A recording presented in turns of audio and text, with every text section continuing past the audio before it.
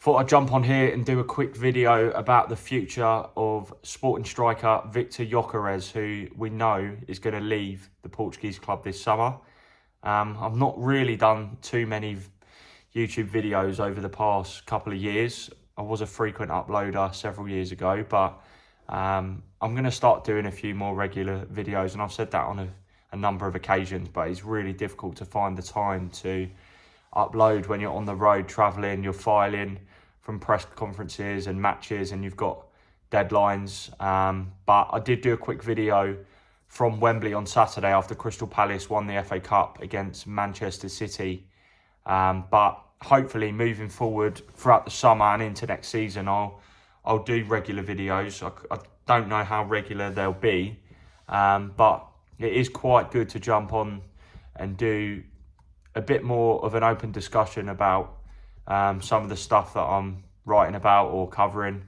And I perceive it to be quite an important few days, really, in terms of where Gyokeres will be playing next season. We know that he's going to leave Sporting this summer. He has a gentleman's agreement in place with Sporting to leave for below his release clause for a figure what's probably going to be in the region of 60 to 65 million pound, although it might end up being slightly more than that. We don't quite know yet. But there's two important dates, really. One is tonight, when Manchester United meet Spurs in the Europa League final in Bilbao.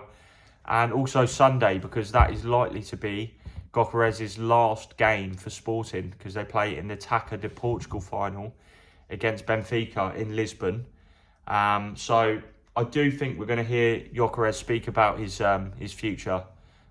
He's been very reluctant to do so in the past few weeks. He's been very fixated on helping Sporting over the line, first in the league, which they done last weekend when they won the title, which is Gyokeres' second successive league title in Portugal since he moved from Coventry in 2023. But this big game now against Benfica on Sunday, Benfica are going to be out for revenge after missing out on the title. So it's a huge match. And I think once we've seen the conclusion of that match, we'll get a few more statements, really, from the Sporting manager, Rui Borges, and also from Gyokeres himself. I think we'll probably get some clarification from him and maybe the Sporting hierarchy on where they stand on his future.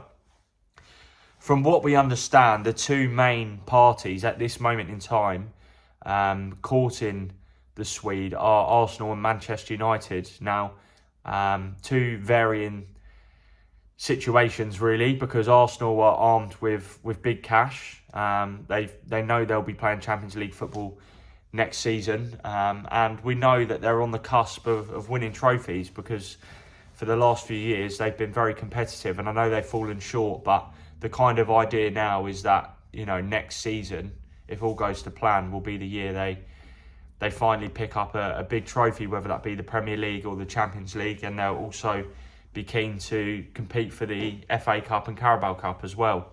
Obviously, Arteta won the FA Cup in his first season, but that was kind of tarnished a little bit by the fact there was no fans present. And, you know, it seems a long time ago now. Arsenal spent a lot of money, and now is the time for them to deliver. So are they going to go for Gyokeres? I mean, at this moment in time, it's difficult to be 100% sure. That's the brutally honest truth. I think he features undoubtedly prominently on their striker shortlist. Mikel Arteta said on Sunday that the planning is done and it's now down to the people upstairs to execute those deals. But, you know, for the past month, it's become increasingly clear that Gyokeres is a player that Arsenal was strongly considering, and they didn't really do that last summer. Sesko was kind of the player they wanted. They put all their eggs in that basket, but Sesko signed a new deal with Leipzig, and he ended up committing to stay with the German club for another year before Euro 2024. At least another year anyway. He signed a long-term deal, but now there's kind of a belief that Sesko will leave Leipzig because they didn't qualify for Europe. They've had a really poor season. He's actually carried them for large parts of that. Sorry if you can hear my cat meowing in the background. That's the joys of recording these videos from places other than Wembley. So it's difficult. I think Berta has pushed and championed the signing of Gyokeres. He wanted him at Atletico Madrid. I mean, his numbers speak for themselves. Over 50 goals again this season. I think he's got 13 assists as well. Don't know if that's 100% true. Yeah, 53 goals, 13 assists, which is an incredible return, really, for 51 games. But there is kind of that sort of Portuguese league narrative that is kind of emerged since Darwin Núñez went to Liverpool. Obviously scored hatfuls in Portugal, but he wasn't probably quite as good as that Liverpool had hoped. But on the flip side, you've had players like Bruno Fernandes and Luis Diaz come to the Premier League and be, a huge success. So I think Gyokeres is a natural goal scorer that will score goals wherever he is. I do think he would be a hit in the Premier League. It's just now about which player Arsenal intend to prioritise, and the kind of noises that we're hearing is that it's going to be Gyokeres. The kind of curveball really is the Ruben Amorim factor at Manchester United. Now, Arsenal and United's situations are, very contrasting at this moment, because if United lose tonight to Tottenham, they won't have Champions League football next season. That will, of course, have damaging implications for their finances. I mean, it was only a matter of months ago that Sir Jim Ratcliffe was saying that the club was close to bankruptcy. So United do have money to spend, but I think they won't have an endless pot of cash that they can dip into. And we know that they're already going to pursue the £62.5 million signing of Wolves forward Matheus Cunha. A striker is 100% on their radar. We know they've spoken to Liam Delap as well, but Liam Delap is also speaking to other clubs such as Chelsea, Nottingham Forest and Newcastle. Does also have some interest from abroad as well. And I don't see United signing two strikers unless that could potentially change if maybe there are buyers for Rasmus Højlund and Joshua Zirkzee. We know Højlund has got interest from Italy, where he previously played for Atalanta. Inter Milan have also been linked with Zirkzee in the past couple of days.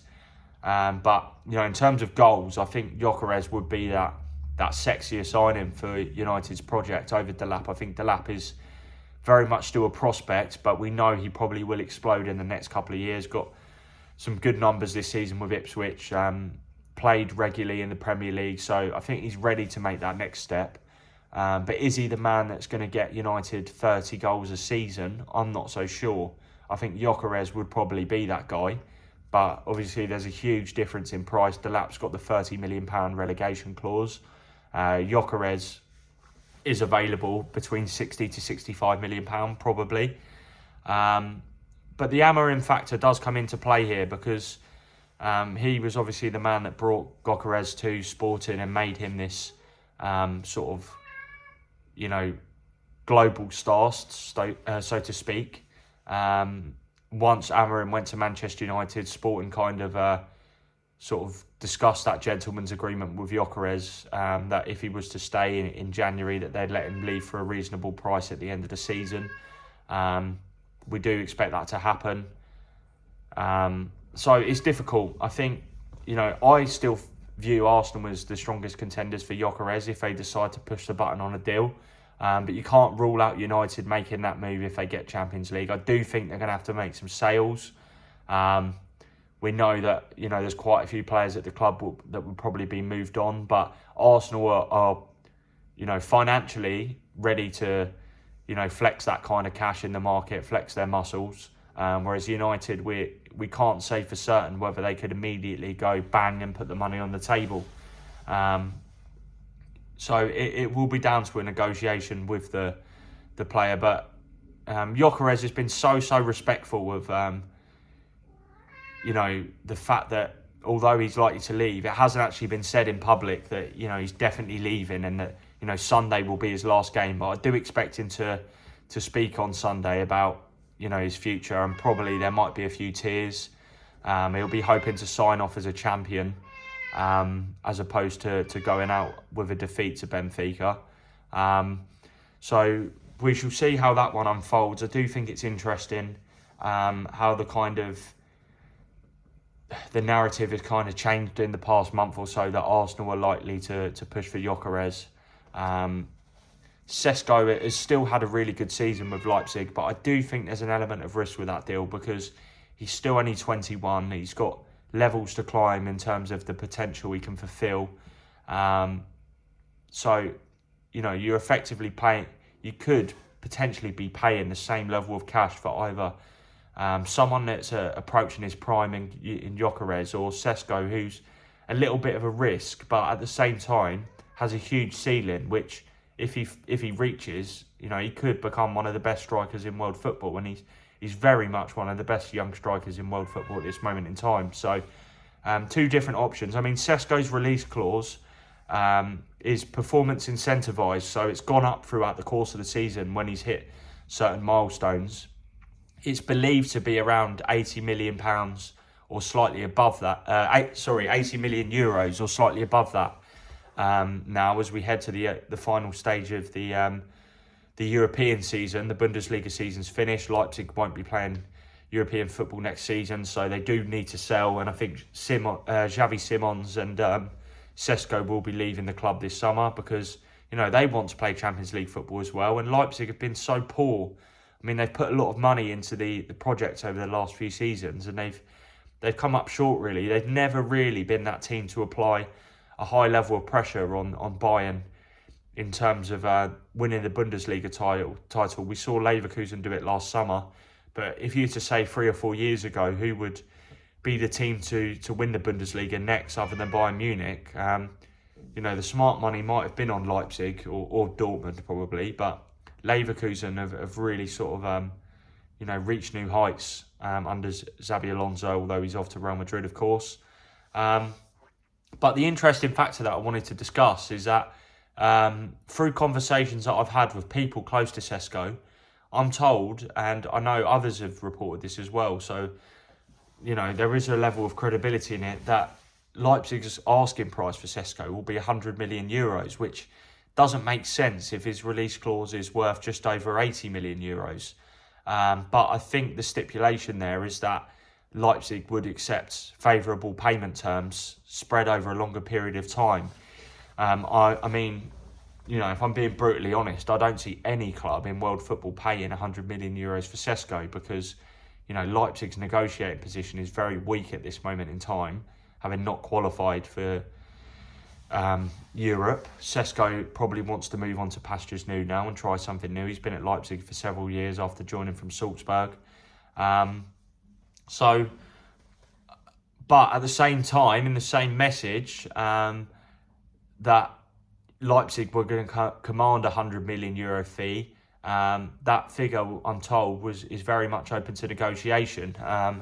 The figures or the sort of range that was put to me was Leipzig would talk between €70 million, which is around the same sort of price Gyokeres is available, and €90 million, which is, again, still quite a hike. And I don't see any club going that high. But obviously Leipzig are never going to come out and say, we're going to sell on the cheap. At the end of the day, interest in Sesko is widespread. Chelsea like him. United looked at him last summer as well. There's been rumours of Liverpool in recent days, but I'm not quite sure how accurate they are, in all honesty. So they'll be looking to drive an auction. But I just found it interesting that, the kind of message that was conveyed to me was that 100 million euros was the asking price for Sesko, because his release clause is, on paper worth a lot less than that, at around 80 million euros. So it's difficult to kind of gauge exactly what's going on there. I'm just going to move because I'm going to open the back door. It's quite hard to gauge what's going to happen there, really. I still think at this moment in time, Gyokeres is probably the one that Arsenal will go for. I know Arteta likes Sesko, but Gyokeres really does look like he could be the missing piece of the puzzle, effectively, for Arsenal, because he's scored so many goals. Over the past 2 seasons, I think he's shattered the 100 mark at club level. So it's going to be interesting to see how it plays out. Now, I wish I could say 100% who exactly they were going to go for. Obviously, Isak at Newcastle is like, but I just don't see that happening at this moment in time. I think Newcastle are in a really strong position, on course to qualify for the Champions League. Won a domestic trophy that, unless Isak really pushes to leave Newcastle,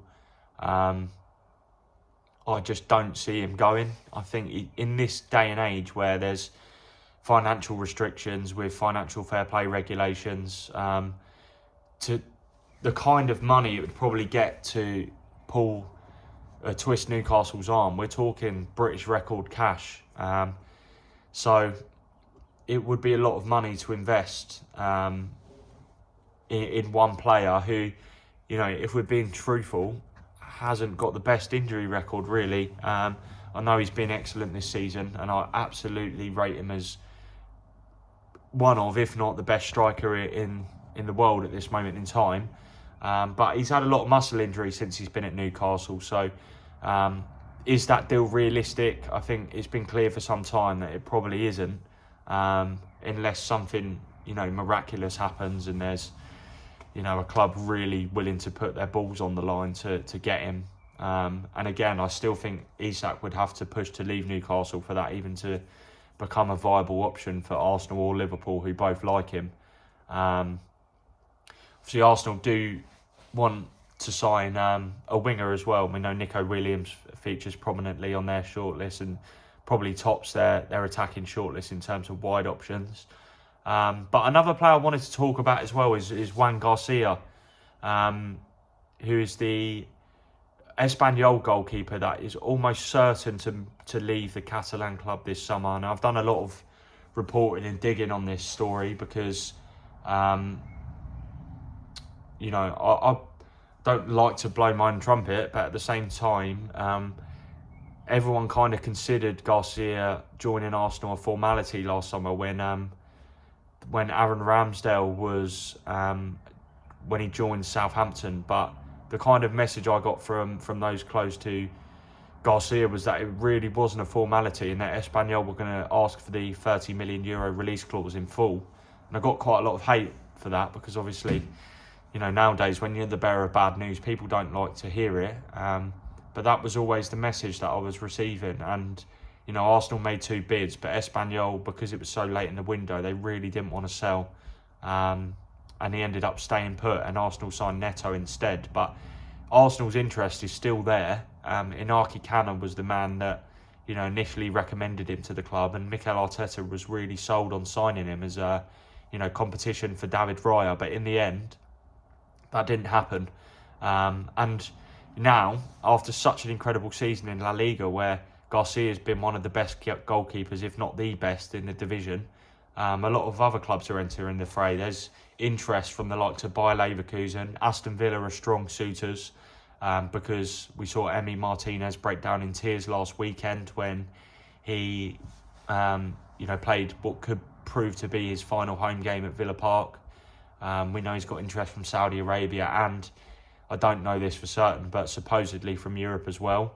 So Garcia is definitely a goalkeeper that Aston Villa like and would be primed to move for if Martinez moves on. Newcastle also in the market for a new goalkeeper, although Eddie Howe says he's happy with his options. We know they like Gregory Kobel from Borussia Dortmund. James Trafford is a long-standing target as well for Newcastle. So Garcia is a name to watch. But again, from the messages I've received in the past couple of days when pressing to get some information, we don't even know what Garcia's final release clause is going to be this summer because Espanyol can still get relegated. Now, they're in a relegation dogfight with Leganés, who play Real Valladolid on the last day of the season.